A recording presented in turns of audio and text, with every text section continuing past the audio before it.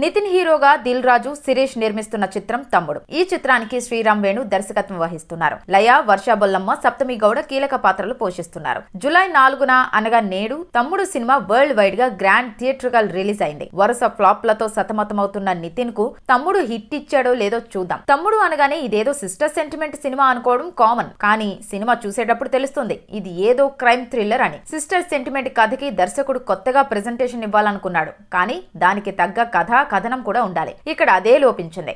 Emotional connectivity ఉండదు. మొత్తానికి first half below average గా ఉంది.